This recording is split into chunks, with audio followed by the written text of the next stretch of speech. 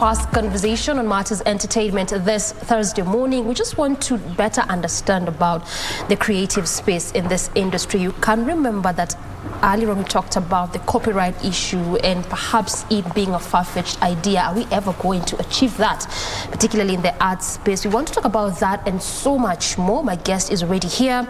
That is Allan Shioso. He is a playwright, a music director, and a performing artist. Karibu sana to the program. Asante sana. Before we talk about your story, your journey, your directing, your music and all that, let's start from that convo that we just had. And you're already in this studio by the time we're having that conversation concerning copyright. When inside, you make industry for a while. Yeah, 10 years now. 10 years now. Is there any issues that most artists talk about? Talk about creative content creators, music, people in music, even in arts, acting and all that. What is the problem? Actually, I feel the issue is policies. There are parastatals in government, like let's say KECOBO, Kenya Copyright Board. We have MCSK, Music Copyright Society of Kenya, that's handling music. The bodies are in place, but they are not functioning because the policies are not stable, and for lack of a better word, the systems within the bodies are corrupt. That is why it is not working. Like for example, I wonder, for an artist like me that I'm not known, I'm not sure if I'll ever get royalties, for example, in today's capacity as a performing artist, as a musician per se, if I can be able to monetize my product, that is music. If somebody like BN of Sauti Sol reaps royalties close to 1,112 shillings. What about you? From MCSK, that is. So, Sembuse Mimi. Nasijulikani, and Sauti Sol is an international brand. So, it's a very big issue that I feel it needs to be addressed. We need stable policies that will govern these parastatals and see a way that the government can help the youth and the art industry at large to monetize their product. Considering there are no employment opportunities nowadays and people are learned. It's very unfortunate. All right, I hear you. I mean, and it's so easy to always say the government, stakeholders, various bodies. But again, there's that other issue of education or awareness. Are artists even aware that they need to protect the intellectual property? You just heard my colleague Mike saying that mtu anaandika script anafeel ni a minute or 2 minutes, hiyo ni kitu kidogo wacha nieke, but we don't understand the magnitude of what you're putting out there. So is that also a challenge or an issue? That is an issue and a challenge, of course, because I'd say most artists are ignorant to the fact that there's something called IPR, intellectual property rights. So the moment any form of art needs to be copyrighted, and there are those provisions in KECOBO, like as a writer, you can copyright your script. As a musician, you can copyright your score. That is music written in word form and in audio. You can copyright your films, your short videos. But most of the youth, or let's say most of the artists, are ignorant to this fact. So I feel the solution to this, back to the government. They need to create like platforms for civic education, matters IPR. And I think most people will be now able to understand matters intellectual property rights and how they'll be able to copyright their content and monetize to make a living out of it. And in this case, sustainable living. No, not just handouts. Not just handouts, because again, also that has been a thing, particularly kwanza kwa wasanii. Bora naweza pata kitu moja kidogo. It's very unfortunate. Jina kubwa pesa ndogo. Tunakujua lakini hakuna kitu kwa mfuko. Exactly. Leads to depression. Exactly. We've seen that by the a lot in in this kind of industry, in the art space. When you talk about the ignorance bit, does this also still narrow down to that aspect of when you look at a good number of artists? And I always keep saying on this show that when you talk about artists, it cuts across anyone in the art space. Does it run down or boil down to the fact that good number of them don't understand the business side of this industry and just heavily rely on the fact that I am talented, so that's good to keep me going? Very true. Most people don't know how to commoditize their art in terms of packaging your art into a product that can earn revenue for you. There's a thin line between art and craft. Okay. So music in its form is also a craft, and an artist who draws also is an artist in that capacity. So the only thing we need to do, it seems easy by word of mouth, but people have to research. People have to find their market niche in terms of creativity and how they'll package, they'll find a way of standing out to attract sales in terms of selling their content. It takes time, it takes research, it takes resilience, hard work. It is not easy. But if at all it comes from the heart, you have to keep on doing it. So let's not just focus on talent. In this industry, talent is 1%. Hard work, perspiration, and all these things are 99%. And unfortunately, we have most talented artists who don't know how to commoditize their art. So people should research, and let us have this conversation. Let's talk to each other. Let's engage the experienced parties in the field, and we'll find a way out. So it's just, you know, saying that usi rely so much on your talent. There's a bigger part to actually make money from your talent. Very true. And that bit of research is what good number of artists miss to do. Exactly. The youth. The youth, or the ones coming up. Yeah, microwave generation. We don't want to work. That is the issue. People want to be famous without working. Yes, at some point you will be famous, but of what benefit is the fame without the money? It will make your life more miserable. So you'd rather take time to study your art, master your art, know how to create avenues for revenue generation, and all these things will fall into place. Because the moment you focus on the product, it will attract money, because quality attracts money. Yeah, makes a lot of sense. You talked about handouts and how good number of artists heavily rely on that. But then again, there's that other aspect of, take this case in point. This is an upcoming artist, and we are talking about talent just being 1%, and the rest, which is the business side, taking the bigger chunk of this industry. But someone will tell you, ndo ninaanza, pesa ya kulipa manager, kulipa hizi vitu zingine zote natoa wapi, yet I'm supposed to invest in all of this for it to bring it back to me some sort and source of revenue or income. True, it's hard because there's a big gap between mentorship of experienced artists and the upcoming artists. I think the only way to bridge that gap is let the upcoming artists reach out, because you take so much time, and I'm a good example.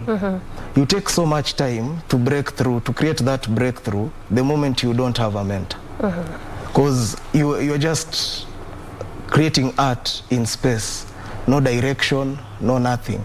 So I feel for the sake of goodwill and the experienced artists to give back to the upcoming artists, they should offer mentorship to those who are willing to come up to them. Because, you know, you cannot be given anything on a silver platter. You have to work for it. So I feel mentorship will bridge the gap to kill these handouts story, and let people be patient. Art is not for the faint-hearted. I'm telling you for a fact. You've been here for a while. I've been there. If you're doing art for the sole purpose of making money, then you're in the wrong career, or you're in the wrong industry. So art is being done for what? Art should come from a passion point of view, and you must fulfill your purpose through art. The rest will come, will be added unto you. Yeah, so where answer na passion? Answer na passion. Have a supplementary avenue for sustainability in terms of basic needs in your life. But use your gift in art specifically to serve your purpose in life. That money will come. It only takes one opportunity for things to turn around. But until that time comes, you have to work. There's no shortcut. You can ask Kina Sauti Sol. They will tell you. Calligraph. They'll tell you. You are saying that it's necessary and important to have a supplementary as you are trying to climb that ladder. But don't you think when you say that, you are agreeing with the fact that this is an industry whereby it's like a side unasikia vile wanasemanga art ni side hustle. So ukisema ati wewe kuanga na something as you're doing to supplement, don't you think you're agreeing with that fact, and it more or less like makes us not to actually take it to the seriousness that it deserves as a main hustle or as an industry that can pay and give you income? Actually, art is not a side hustle in the present Kenya. It's a narrative that has been peddled since back then, because art has never been taken seriously in Kenya. But right now the dynamics are totally different. So that is what has made art stall in terms of people considering it as a full-time career. But we have to look for solutions. You know, there's something called entrepreneurship. You can be an artist who is working, let's say in any other organization. So you bridge the gap between that. For us to change the narrative, it's not easy. I won't lie. It's not easy. We need to sanitize the industry. You know, they consider artists as wale watu wa sarakas. You know, it's very bad. Nowadays, in corporate social responsibility, artists are involved in product promotions, in very many things as far as the corporate world is concerned. So we are changing the narrative through that, because for you to build a brand that stands out, you need to pump in money, and you can't pump in money that is not there. So you have to look for an avenue to pump in money into your art. The moment it stabilizes, then you focus fully on your art. So I'm not saying art, as for me it's full-time. Art for you is full-time, all the way. Full-time. Ikijipa sawa. Kabisa. Ikikosa, I did my best. Yeah, I'll tell God when I meet him. You gave me this gift and talent, and I pursued it to the latter. Exactly. So in your perspective, do you think that piracy and ending all that is a far-fetched idea? It is possible. Everything is gradual, and as I said in the beginning of the interview, policies. I believe in structures that are well put for things to work, because every unit in a system has to be in sync for things to run. And I'm glad Dr. Okello Mutua is back. I hope magic is going to happen in MCSK, because we saw the strictness in KFCB. I hope the same is going to shift for MCSK in terms of royalties. Artists need to earn from their royalties, and I feel we are not yet there. If the established artists cannot rely on Kenyan royalties fully, what about the upcoming artists? So I feel the government should just step up, because let us have technocrats in these bodies, people who are working to deliver, not people who are working to feed their bellies, not tumbocrats. And people who understand the industry as well. Exactly. People who have been in the game, who understand the toil in the game, not people who have been in boardrooms and are being put in the parastatals to run these things. It can't work. Because I feel also that's the thing. I mean, when you get someone who quote unquote understands the area, he or she has been there, has seen, has been through those hardships, then at least when you get there, maybe a bit easy to implement some of these things that you're talking about. And you have a story, you're talking about the hardships and how difficult it was, art not being taken seriously. Your dad didn't take you as a serious person when you said you wanted to venture into I hope he's watching. But how did that go like for you? It is very hard. Actually, I studied a different course away from the arts, because you know my father believes to death art even is up not, till now 10 years later art is not a safe career space for me in terms of job security. So but you know, sometimes when you grow, you have to do what you believe in. So that is purpose. But I don't discredit his efforts. I went to school.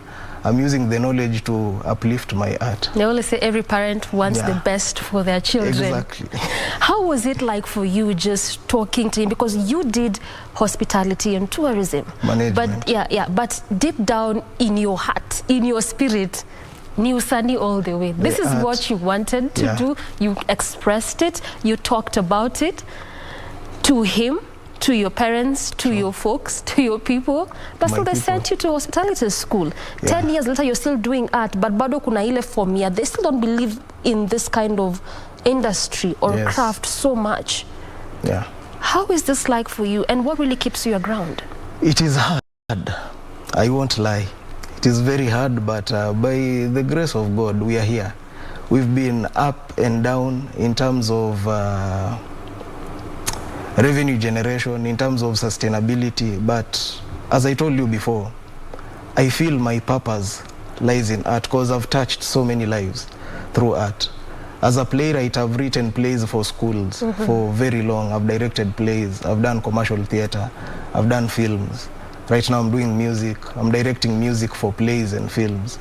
So my fulfillment comes in when somebody approaches me and tells me, I really appreciate your effort in building my talent. Now, that is what keeps me going. Yeah.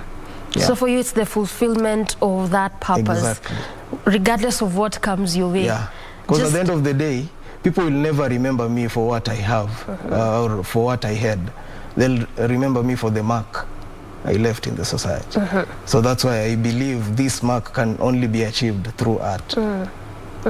How then do you manage to do all this? I mean, write, direct, you also play drums, but that was way, way back. Because see, sometimes they will say, just get your space. Kama ni kuandika, we kuanga tu kiandika. Let's know you for writing. But you also do directing. I mean, you also perform. Yeah.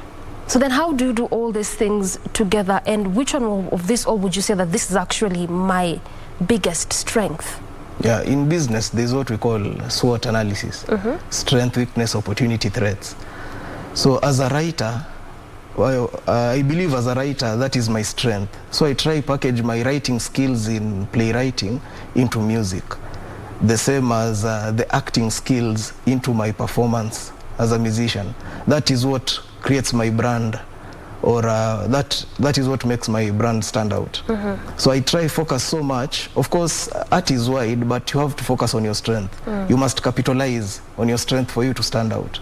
And I feel my strength is in writing and performing. So with acting as a supplement, it really helps me stand out. Now that is my main focus. Yeah. Okay.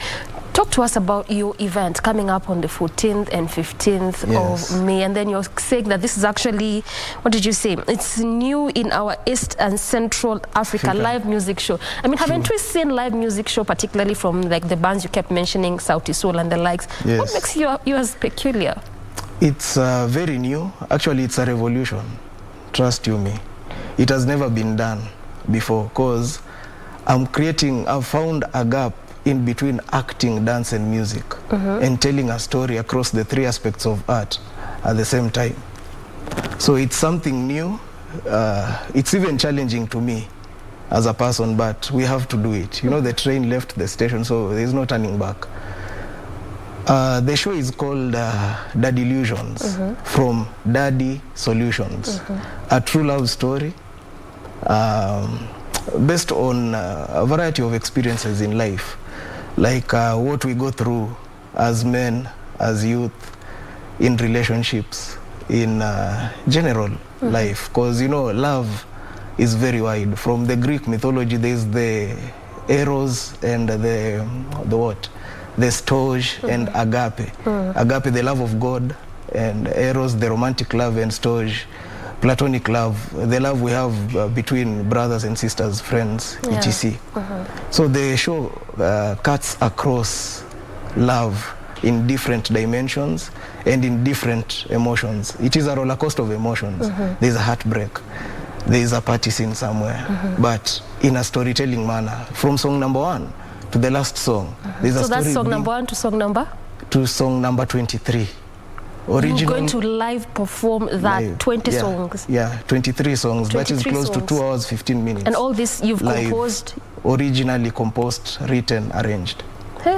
10 years, your time kidogo. Yeah, that's what I'm saying. It's a tall order, even for me. But the moment we achieve it, I believe the rest will be history. And all this is encompassed in dance, the music that you're talking about, and acting. Yeah. How is the execution of this going to look like? Maybe that's actually, you're saying that is sort of totally different. Because we have seen in theater, I mean the plays, we just see acting, a bit of infusion of, a bit of some music, a bit of some dance. When you look at the live performances, particularly for the likes of Sauti Sol, we just see them sing all through for, you know, an hour and 50 minutes or 2 hours or so. Yes. So bringing all these other forms of art encompassed in this kind of performance. We are using stylistic devices. Like the main, a song is a poem, so poetry is the main style through the songs, and the main style of dramatization is mime, because we are dramatizing what is happening in the songs. Like a character is a persona that is in each and every song. There's a persona who is the main character. Every song has a story that leads to the other. So in terms of presentation and the literary devices, we're employing like let's say iconography, the literature devices.